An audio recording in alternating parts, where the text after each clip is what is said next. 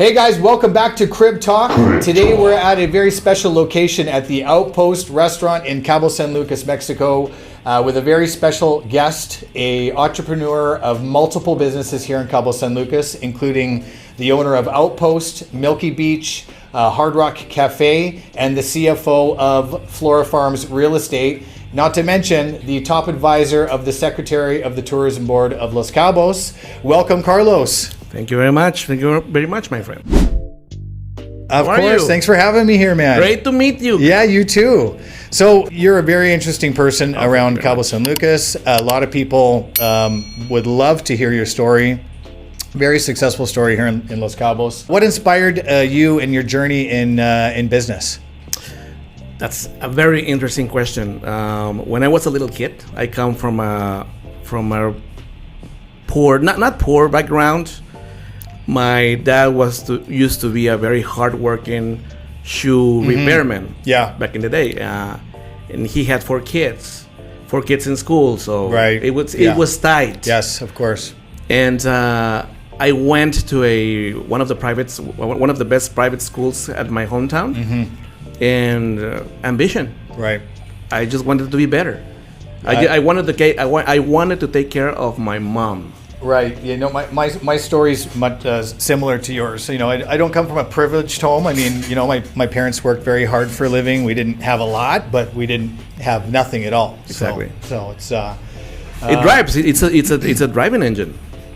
Absolutely. And those hard times make you more of a well-rounded person. You know both sides of the fence now. Remember, hard times make strong men. Exactly. Make strong people. Right.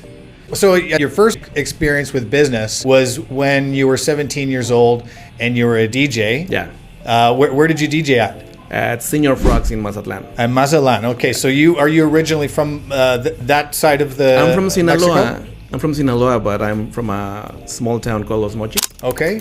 And Mazatlán is 4 hours away from that. Right. South. When did you start your entrepreneurship career? Or like, how old were you when you first started business? Well, when I first started business, I was already here in Cabo. I was probably 24 years old. Okay. I was the marketing director for Squid Roe. At 25 years old? At 25 years old, yeah. Okay. Exactly. I've always liked marketing, and I love the way of how to send the message and how to make people fall in love with what you want to sell. Right. And that's an art. It is an art. So now, did you go to school for this, or were you just kind of self-taught? Billy, the owner, once said, when I got here in Cabo, I was, I think, 22 years old. Yeah. And he's like, I was a floor manager then. I used to wait tables and everything. And he's like, hey, I want you to be the marketing manager of this place. He saw that you had a little bit of a knack for it. And he's like, dude, I don't know anything about marketing. I'm going to send you to Cozumel, in Playa del Carmen, for a whole month with the marketing team of Señor Frogs. Okay. And Carlos and Charlie's. Why do you think he picked you? I mean, if you didn't have any background in marketing, he must have saw something in you. Yes, exactly. Billy's an extremely intelligent guy. He's American Mexican, well, more Mexican than American. Right. But he has a knack for the sense of humor and for everything. That's why Squid Roe is sitting now on its legacy 35 years after him. It's hard to believe that it's still there. He saw a little bit of him in me. He's like, this guy knows it. Right. And since I'm as you can see, I'm bilingual, I get the black humor of the English language in the United States and in England, because they're different. Right. Yes. So I got that black sense of humor, that sarcasm. He saw in you that you understood, because Squid Roe has always been kind of a touristy kind of place. It's not really like a locals type bar. So no, it's a locals bar. It used to. Well, right now I don't know, but remember back in the day there were only two places: Cabo and Squid Roe. Yeah. So we're talking 2000s. I mean, I wasn't here back then. I mean, I go there now, and it's full of tourists. When I got here, there was only the main boulevard, Lázaro Cárdenas, the Morelos Avenue, which probably wasn't even paved. No, there were three: the Morelos and the other one, Matamoros. That's it. Everything else, dust. Right. You could So see chickens. those streets were paved. You could see chickens, you could Okay. see cows, you Right, had right, horses, running you had through the donkeys, streets. right in the streets. It was really funny. So all the locals used to hang out at Squid Roe. Yeah. All of them. Then the bar scene started to grow. The Hard Rock opened right in front of Squid Roe. Then a lot of places, the Planet Hollywood also, which turned into the Wave, which turned into the Tiki, which turned into many things.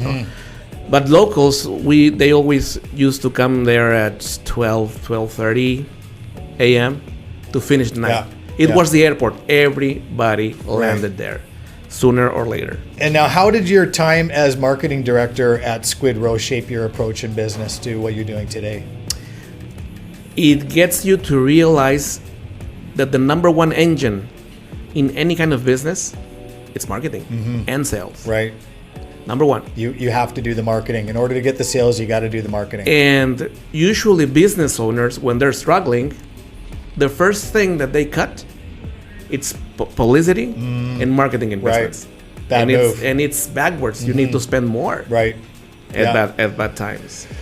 And that's a big pill to swallow when you're having less sales. The last thing that a company wants to do is spend more money on advertising and marketing. I know, because we're all business owners. And you have to learn that in the restaurant business, you're gonna need one thing: butts in the seats. Right. You need salespeople. You need salespeople. Butts in the seats. You have butts in the seats, you're done. So Outpost, Milky Beach, Hard Rock Cafe, Flora Farms, I mean, they're all unique in their own way. I mean, I can see that they're different than everything else here. It's not like there's so many cookie cutter restaurants and bars here. Yeah. And you guys have managed to capture something else. You know one thing? I have different partners in every operation. As an example, this place was built and designed by my partner, Derek. And when you come here, Yeah. you're like, wow, this is cool. I helped him to open it. So he was like, hey, I want to do this. I was like, I have another place in Sinaloa also, very successful, very known, top one on TripAdvisor. So he went there back in 2017 and saw one of my places. He said, hey, I want this kitchen, but I'm building a restaurant there to bring Flora customers. That's why it's called the Outpost. Right. It was the Outpost of Flora Farms. Okay. So here, if you see, there's resemblance on the walls, on the colors, on the decor, for what? For pave the road to bring clients to Flora for real estate sales. Right.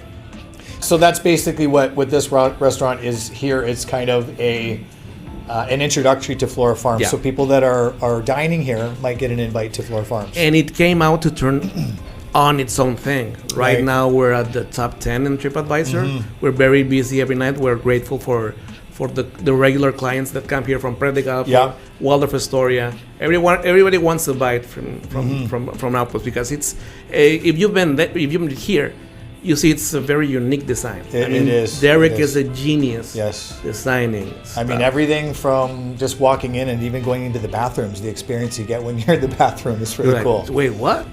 It doesn't say Cabo. I feel like I'm standing in like an art studio when I'm in the washroom. Totally. So it's a great experience. The smells, everything. Yes. And the windows, the doors, handmade. Yeah. The floor. And all the little art decor. Carpentry, Very, very and cool. it works. I don't know how you got a tree in your right in the center. That's a neem tree. Oh, is that an actual real tree, or is that? Yeah, it's a neem tree. Oh man, that is so amazing. Neem has a particularity that keeps bugs away. Okay. I haven't seen a bug in here, so it must be working. You're in open space in downtown. Yes, and it works. I mean, you get the typical the little spider from right. It helps. Now, what were the challenges for you, or did you have any? Because you came from the entertainment industry. Yeah. Now getting into the restaurant industry. Oh, restaurants are entertainment. You go to restaurants not to eat. You can eat home. Right. You can eat at your hotel. You come for the experience. I guess it's a different way of thinking. Yeah. You're not going to the restaurant to eat food. Well, you are, but it's more of an entertainment thing. You go to the restaurant to be taken care of. Now, do you guys have to be taken care of course? Do you guys have live entertainment? Do you guys do DJ We work? have or, we like, have we what type have of a, entertainment we do have you several DJs. Remember, I'm a DJ. Yes. So I get very nice talent. We have a girl, Mina, DJ Mina, beautiful girl, nice taste. But the great thing that when they hear that I sometimes play a gig from time to time, Yeah. they learn a lot from my style because my style it's extremely sophisticated. It's Right. very harmonic. Well, I it's mean, very vocal. and you've been doing this since you were like 17 years old. Yeah, dude, I've been in doing Mazatlán. that. I've been doing that since I was 4. Right. Mixing tapes. Yeah, back mixing in the old tapes. days. I was catching Michael Jackson songs on the radio. I put the record button, boom, and then I had a 2 cassette player. Right. I used to mix one tan tan tan. Jeez, I yeah, got of it. I got it course. since I was a little kid. Yeah, I mean, you actually had to experience. I think we were talking the other day where you had to cut the tape, and if you wanted to, like, you got the big reels, Yeah. and you're cutting the tape and you're gluing them together to make a track. Remixes. Yeah. That's incredible. That's So- creativity. That's Well- art. That's creativity. I guess, and it's like editing. It is editing videos. It is I editing. hate it. I don't mind filming the videos, but to do that part of it is so My guy loves it. time consuming. My guy Antonio loves it. I know. He can spend 8 hours editing. It's David passion. loves doing it too. It takes a certain type of person, I tell you. Now, what makes Flora Farms stand out in the farm table movement? I mean, that was kind of like you guys were one of the first ones here. Flora Farms is the pioneer on the farm Absolutely. to table. Right. Patrick and Gloria are so committed to the excellence of Flora Farms, which translated in a green Michelin star, which was awarded these years. Flora has a very institutional and on-the-spot keen eye for everything to be impeccable. Then comes Patrick with the real estate, Right. which Patrick is a very successful builder for years. Right. I think he built in Costa Rica, all over the world. Yeah. Guy is a genius in building. And then comes Eric, my partner, which is a genius in design and experience. And it's marketing. I mean, to take that land that's kind of like out there in the middle of nowhere. Remember that everybody used to say, "Oh no, está muy lejos." I know. Yeah, You're crazy. And it's in the desert. And it's, it happened. I'm gonna tell you a little story. You're gonna love this. So Derek was working at a very nice hotel development, and one day he calls me on the phone and he tells me, "Hey, dude, I need an advice." So, what up? Tell me. He's I'm gonna quit my job because I want to do a project in Flora Farms, and I was like, "What is Flora Farms?" Yeah. So But was that the name of the property before it was Flora Farms? yeah, exactly. That's Flora Farms. Okay. It's always been like that. So they didn't change the name when they bought it. 1996, I think. Wow. So he tells me I'm gonna sell fractional there. I have this project for the cottages made of wood. I mean straws. Bales of hay, wasn't it, or something? Yeah, bales of hay. Yeah, Hay straws. Yeah. Very interesting. And I was like, it sounds crazy, but if you believe it, go for it. So he quit his job. He went to develop the sales strategy, and guy just nailed it. So before he quit his job and went there, had they even sold a house? One. Okay, so that was enough for him. The only one that was sold full time. So that was enough for him. He's like, okay, they sold one. But he didn't sold them. He Right. didn't sold it. He said, hey Patrick, no. I mean, let's do a fractional. nicer business model, Right. more profitable. Where it's more affordable for people too. They could buy a fraction rather than buy and the whole have house. the experience. Yeah. And get it to be, because Flora Farms is a community. Right. It's a very nice community. Really nice clients, really nice people visiting, going to have lunch, to have an experience, to connect with nature. I mean, you're in the desert. You wouldn't think that all those trees and all that and you're vegetation would noticed be is out de there. repente Yeah. palm trees. It's incredible.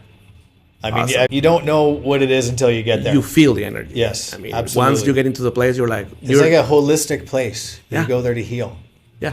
Yeah, and have great food and And you have maybe have do some so yoga. many different kind of birds, animals. Right, and they choose that to be their home because there's water. Yeah. There's food.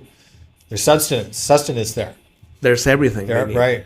Beautiful. Oh, you guys have the peacocks there too. No, Are they gone? no. You're at the wrong place. Oh shit, that's right. That was acre, dude. Right. No, you're right. Cut that Eso lo out. cortas, güey. Cut that out. Está buena, cabrón. What birds do you guys have? All the ones that fly. And the ones that eat the chicken. Sorry. So Flora Farms is a very successful business. You guys got to get out there and go check it out. Now, what about Milky Beach? Like, what is the theme of Milky Beach? That's right on the beach in Cabo San Lucas. Yeah, Milky Beach is a very unique spot. It's just at the heart of Cabo. And it's such a beautiful place because you have an unparalleled experience of the beach. It's an easy access. And what I love about it, it's 3 levels high. Yes. So you get the best view of Médano on the beach. If you want to have and some food. The food is amazing. Unbelievable. Yes. Well, I come from Sinaloa, and one of the top places in the country that make the best seafood is Sinaloa. Right. My staff, my chef Larissa, is from Sinaloa. Okay. So she brought all and Alex Leon, which is also my executive chef, they brought all the seafood experience to Cabo. So does Sinaloa prepare their seafood a little bit different than they do here in Cabo San Lucas with the chefs? The thing in Cabo, what's the difference? The thing in Cabo is that you have too many chefs, too many favors, because you have ones from Acapulco. Yeah. You have ones from Mexico City. You have ones from Oaxaca. I'm going to give you an example.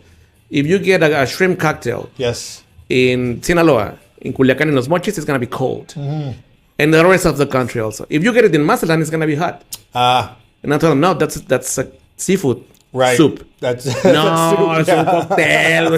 It's hot out. I don't want soup. It's served cold, exactly. Right. So the food is amazing. We also have sushi there. Right. Amazing sushi. And the vibe in the ambience also. We have our DJs, there's Gino there, which is a very fine DJ from Mexico City. Remember, I'm a music guy. Yeah. So I have to take care of that. Right. The music is a big part of it. For me, music, this is one of the things that I enjoyed working at Señor in Mazatlán back in 1999. I used to work with Javier Juarez and Chuy Juarez, which are the founders of Señor Froxy in Grupo Andersons. And Javier such a humble guy. He was probably in his 60s, gray hair. He used to work there every day at 10 a.m. So I got there to start working in the morning, and he's like, "Hey, Ivan, have you had anything to eat yet?" No, no. Okay, let me buy you breakfast. All right, let's hit it. So we go to the bar, and he says, "Un Don Julio y una negra modelo, cabrón." And I was like, "What?" So the bartender is like, it's pouring tequila, then the beer, and another one for Javier, right? He raises up his caballito, salud, cabrón. Boom. Buen provecho. Bon appetit. That's your breakfast. So you started the party really well. That's the relaxed life of Mazatlán. Of course. Well, I mean, I feel like that's the relaxed life of Mexico in general. And he teach me a lot of music because when I learned about DJing, I was only playing the top 40 and the modern music. Yeah. So this guy and my friend Doran from also, which was a floor manager, they teach me so much of music history that you won't believe it. And so many all the top ones. All the top ones from all the times from the 50s, 60s, 70s, and 80s. I would have never learned that much about music in my life if it wasn't for them. Right. And I used to play with the vinyls. We were just starting to use CDs. I'm at 17 years old. That would have been what in the late 80s? No. Early 90s? 97, 98. So you had the full scope. So you went from vinyl. It's like us. I mean, you're 30 something. And I'm like 39. So we enjoyed all the revolution going from analog to digital. Yes. We're the only generation that lived that. We started with the tapes, then the vinyls, then the CDs. Yeah, I think for DJing, the vinyls were still out, but the vinyls were already. They're coming back. They're coming back. They're coming back now. But Yeah. when I was growing up, we didn't use vinyls. I mean, that was kind of already phased out. I learned to We were with DJ the vinyls. 8-track, Yeah. 8-track tapes, and then we went to the smaller ones. Mm-hmm. In your personal life, balancing your business life and your personal life, how does that work? Now I know you're half the time in Cabo and half the time in where? Sinaloa. So how does that work out? I barely or never take a vacation. I take micro vacations. Right. To one day, 2 days. And when you love what you do, You don't need a vacation. you don't need a vacation. Yeah. That's it, because you Yeah. get to travel, you get to meet new people. I mean, for me, every new day, it's an opportunity. That's why I love the F&B business. Yeah. That's why I love the real estate business. Yeah. Because you get related. Right. And so it's very, very important for you to love what you do. When you love what you do, Then it's not work. you're not even working for money. Right. The money comes. It just comes. Exactly. It's like a hobby, and you're It's- getting paid to do it. Exactly. When you like it and you're and, good and, at it, and you get excited. you do. It's not exciting getting up and going to a job that you hate, Exactly. and you don't make any when money that way you either. start helping people to realize their dreams, you're at the right spot. That's right. That's you're in real estate. Yeah. Yeah. You know Yeah. that. Yeah. You're helping people choose one of the major investments in their lives. Exactly. Well, we do that, and then after they, obviously it's a little bit scary for foreigners to buy here. Yeah. To buy in a foreign country, not just in Mexico, but any foreign country. Even for Mexicans. It very well could be. But you're buying in a foreign country, right? And there's all this talk about, well, you don't own the property. Somebody could take it from me. The government could take it from me. First topic when a foreigner is trying to buy a property, safety. Safety, physical safety Yeah. as well, and they don't want to lose their money. Of course. So you got to get over these questions and these fears before you can actually sell them anything. But then once they actually get educated, it's an easy process. It's from like there. everything. Once you get it, you're done. How do you balance the differences between your companies, because they're all a little bit different? You've got restaurants and entertainment. Okay, check this out. It's like kids. You do that, and you have extremely different kids. You don't treat them equal. Right. To all of them. The same. It's like also staff. You have staff that are brilliant for one thing, but they don't in other. But you get another guy that is very good at something, or marketing, creativity. Yeah. But it's not good with numbers. It's just balance. It's balancing that, and having the knack to observe people, to see what they excel for. Because a lot of people right now, they're working, but there's no passion in it. And you see it every day. No, you know what? You're doing the wrong thing. You should be doing this. So you have some insight into, you can see whether or not they like something, and if you can see that they don't like it, you might try to put them somewhere I have an else. extremely keen eye I love psychology. I have deep studies in neurolinguistics programming, also in emotional intelligence, which is very important. Every leader should know about emotional intelligence. Everyone. That's the main core of people. People are driven by emotions, not by thought. Yeah. Period. Once you start realizing that you're dealing with people, that's when you can make everything happen. As a good leader, you need to be able to see these things and pinpoint them, because sometimes they don't even know what's wrong, and you have to figure it out for them. And how to tell them. And how to tell them nicely. They don't feel Attacked. Exactly. Or judged. Exactly. When you put it in a nice way, they want to go to where you feel they're better. Yeah. Even if that's maybe not what they thought that they would be good at or where they would excel, show them the way, and then they actually start. The key is getting the right people for the job, or make them. Or make them. Now, what's the biggest risk that you took as a businessman? If you want to succeed in life, you have to release yourself from fear. Fear is the most single thing that traps us. It is. And avoids us growth. Comfort zone is the worst. That's the worst place you can be. Exactly. Right. Because there's no growth and there's no knowledge and no experience in comfort. In risk, there's everything. You're going to fail if you risk something. You might fail. And when you fail, you might learn. When you fail, you learn. Yeah. You may not. You will. You will learn. You will learn something. You'll learn what not to do. That's why I love the fuck ups. Those are the seeds for success, and those are the seeds for growth and knowledge and experience. Right. Exactly. Has the restaurant scene in Cabo evolved since you started getting into the scene? Totally. Back in the day, what was the biggest risk that you took in your career that paid off?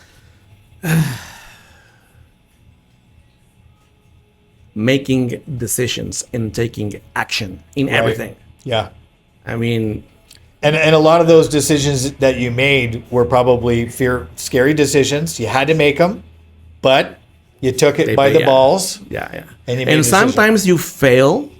You fail enormously. Yes. Because you can't control everything. Right. But you have to realize that when you have a failure, something better is coming back. Yeah. And when you accept it and release it, it's done. And sometimes you don't know the road until you take the wrong road. Exactly. To get down the right road. Yeah, remember, you've been there as I've been with unsuccessful businesses, bad decisions, bad partners, or bad clients. Right. They break you. You have to weigh the decisions out that you're going to make, that they're not going to break you completely. If you make a little mistake, which everybody's going to make, it doesn't completely break you. When you're young and dumb. Young and dumb. But experience, what experience is what makes you strong. Right. And wise. What would you recommend young entrepreneurs do in order to try to get around some of those decisions, making those bad decisions? Would they hook up with make them, take the risk, make them, or what about a mentor? That's the best way to do it. Right. I have had so many important mentors in my life. Right. Do you mentor anybody yourself? Well, my staff. Right.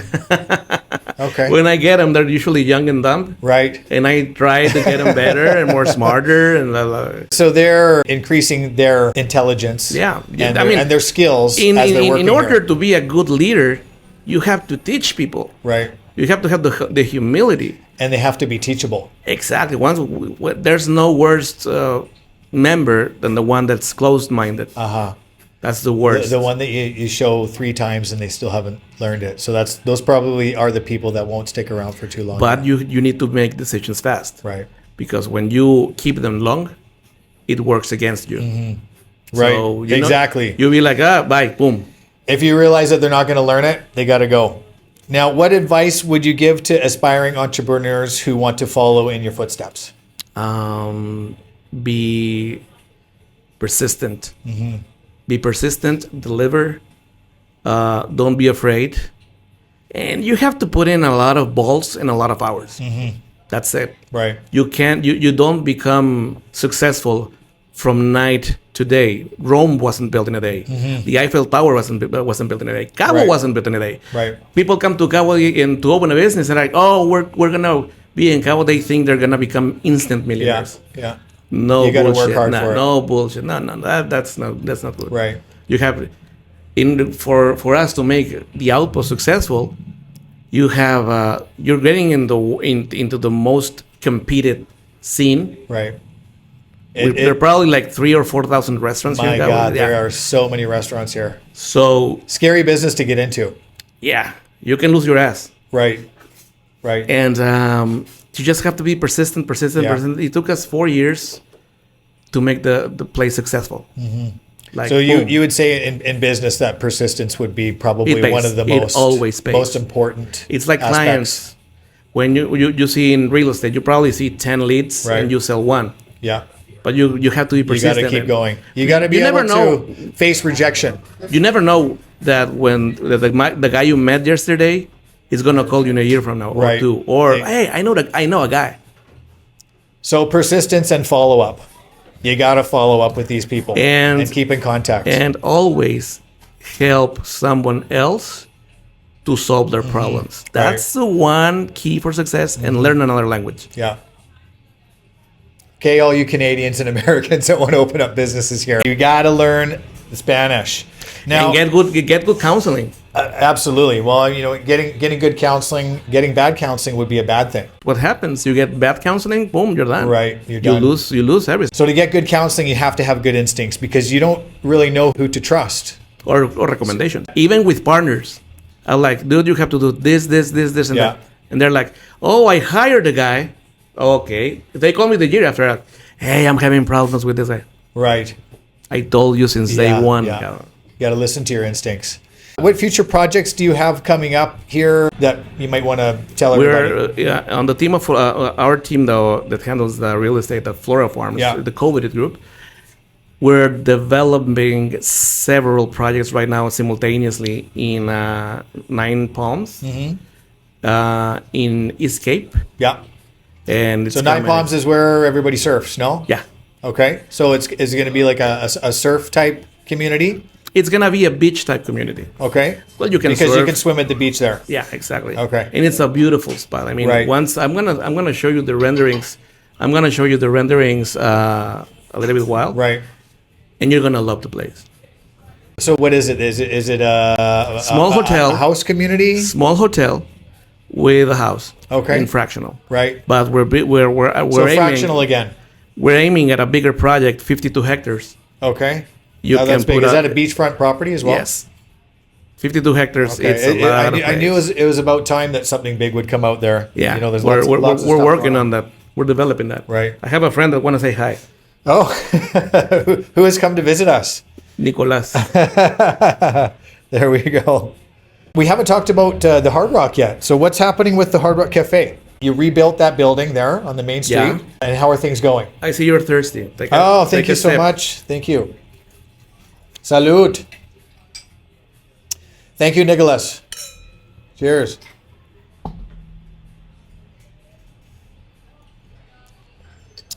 Tastes like grape juice.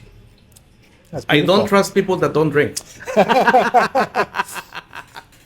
It's a Pinot Noir. Good thing I put it's a very light. I put my drinking hat on today.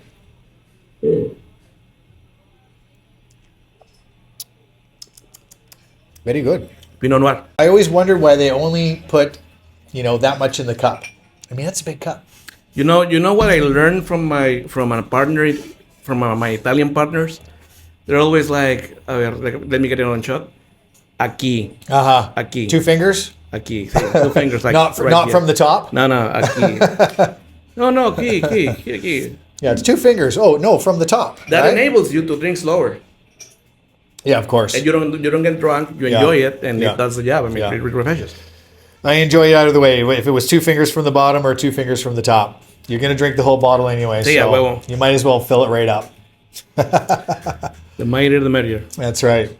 And Hard Rock Cafe. Hard Rock Cafe. What is going on with the Hard Rock Cafe? Hard Rock Cafe was a very interesting venue investment. I brought back the franchise. It was away from Cabo. They closed probably in 2012, I think. Right. 2011. Was that? No, wasn't it just like around the hurricane that we had? Yeah. I think it was. I think it was Odile that rendered it out of business. Yeah. They came into the problems. The company that used to own the franchise in Mexico lose the rights. So my partner Jorge made the deal happen to bring it back, and he asked me if I could deliver that mission, and I was like, oh yeah, I can make it happen. Yeah, you like a good challenge. Yeah, I love challenges. That's the thing. Challenges makes you grow. It's like it's like bodybuilding. You have to challenge yourself. It's the thing about getting yourself into the uncomfortable zone. You don't know if you're going to be able to do it, but you want to see if you can. Growth is about challenges at uncomfortable zones. Yes. At pain. Yeah. So they're bringing a little bit something also. Oh, good. With good wine, you have to get a good cheese board. Así que, that's our most successful wine drinking side, cheese board. That looks very nice. It is. I don't even want to touch it. It looks so pretty. You just want to take the picture, right? It's so pretty. Yeah. So we're talking about the Hard Rock. So we made a great deal with Angel Carvajal from Nixon, and we made it happen. Actually, Tom Perez, which is the director or CEO of the brand of the cafes, came to approve the spot. He did it in 30 minutes. Right. He said, "Oh, Tom, English guy." And I went, "Okay, English guy, Queen and Country, tea time." In English. English. Yeah. They're like, "No, it's gonna be tall guy." Tom gets he's the most easygoing guy, little long hair, Cuban accent. Like, dude, are you from London, England, or Cuba? It was a mix. He's like, I live in Miami, chico. Oh, that's why. And I think his mother is from Spain, and his father is English. Interesting mix. So it's an interesting mix. But getting approved by a brand as recognizable as Hard Rock that quickly, with somebody that didn't have, Jorge helped a lot. Well, they asked for my resume, my experience. Like, oh, Ivan, approved. Bye. Yeah. Let's make it happen. Man, you're making it sound easy here. Like business is easy. You took the risk, and it was just like it's what I'm telling you. You're taking the risk. That's when you feel like it's meant to be. You know, and then you go, I made the right decision. For example, even me moving here, I knew it was meant to be because it was so easy. Like everything just kind of fell into place. It flowed. It flows. It's like you can feel it. That's your intuition. Now, with that being said, it was easy. It flowed. You got the restaurant together, but now what happens after that? We're improving the location to a prime spot. Right. In the marina. I cannot tell right now where. Right. Until it's done because it's a surprise. Okay. But it's going to be amazing. Viewers. You will have a notice when you can upload this information. There we go. When you can make it public. You're all going to want to know. You're going to want to go to the new Hard Rock Cafe in a premium location. I mean, where you guys are now is an amazing location. Downtown? It's downtown. It's right on the main strip, right beside Squid Roe. Yeah. Now, is that location been a little bit of a challenge? The client now, it's more sophisticated. They want parking spots. Right. They want easy access. And that's why we're moving to the new place, right? Because we're gonna have a marina, we're gonna have parking lot, an extremely big parking lot. I mean, makes things easier for everyone. Of course. One last thing, I'm running out of steam here. You need more wine. Salud, cabrón. Salud, cabrón. I heard from a little bird that you're involved with the tourism board. Maybe you can tell us a little bit about that. Yeah, well, actually, I'm involved. I'm the president of Los Cabos Tourism Advisory Board. Okay, right? Advisory Board, yeah. Which enables me and makes me a part of the state's advisory board for tourism also, where we meet, we sit down with the governor, with all the federal government agencies, with all the mayors of the municipios, the 5 municipios here in Baja Sur, and also the tourism director. Remember, Baja Sur core business is tourism. So it makes the principal economic engine in the state. So what type of decisions does that board handle? Infrastructure, okay, like roads, power. Roads, power, water. I got the sponsorship from a big Mexican company to remodel all the schools, all the public schools in the entity. Okay, like in Los Cabos. In Los Cabos, La Paz as well included? No, it's La Paz. Remember, I work with the municipal government. Okay, so I can get it. But I can get that. So we're just talking Cabo San Lucas and San Jose. San Jose, because one of the most important things that the government needs to do with the young kids and the adolescents is give them great spots to get educated. Right. The more you invest in the education and the infrastructure, for schools, teachers, air conditioning, desks. Yeah. It will pay off because that's gonna be those are gonna be your next executives. Those are gonna be your next entrepreneurships. I feel like those are two of the things that are a little bit left behind here, and I'm sure with your help, you guys are trying to improve those things. And parks, recreation. Parks, that's very important. The thing is that if we think to the bottom, I mean, the youngsters, they grow so fast.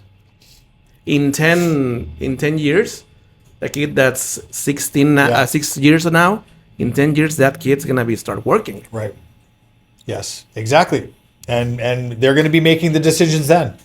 So if you train them right now, then they'll be making some good decisions in the future. Exactly. You have to invest. If you don't teach them anything, man, the place is just going to be a disaster. That is what makes a very successful tourism spot. Mm-hmm.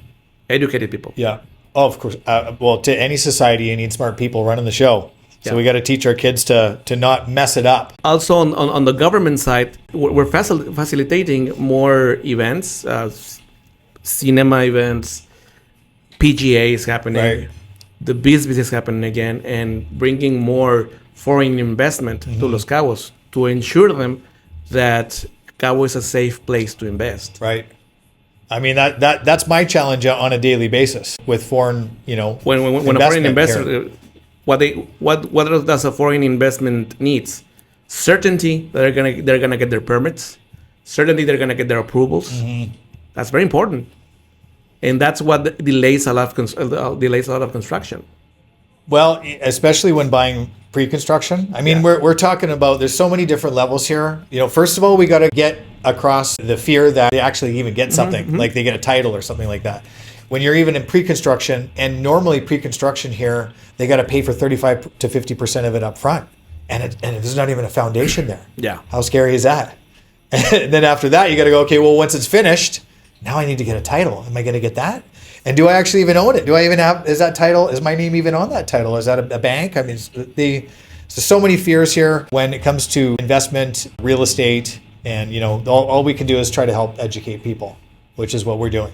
And whenever you have any kind of thing, just give me a call. Yeah. You have an amazing firm grasp on pretty much everything to do with business, real estate, guys, here's the man here. So you youngsters want to model yourself after somebody. Carlos Ivan, right here. Thank you. It's been amazing talking to Carlos Ivan about his entrepreneurship. This is the man right here. He has a strong foothold into what actually happens around Cabo San Lucas, being part of the tourism board. So thank you guys very much for watching. Thank you, Carlos Ivan. I appreciate Carlos your invitation. Ivan, do you have any special events coming up, or? Well, we have weekly events. We have here in Outpost, we have an Italian takeover with my friend and partner Ciro Di Maio. From Italiano Kitchen, right in front of Walmart. Well, that's one of the newest hidden jewels for Italian cuisine. What's the location on that one? Right in front of Walmart, at Plaza San Lucas. Okay, in Cabo San Lucas, the old Walmart. The old Walmart. Not the new one. No, the old one. Okay. Yeah, I have to take you there. You're gonna love it. I'll take the invitation. Sounds good. The pizza is Italian. The flour is Italian. It's Caputo.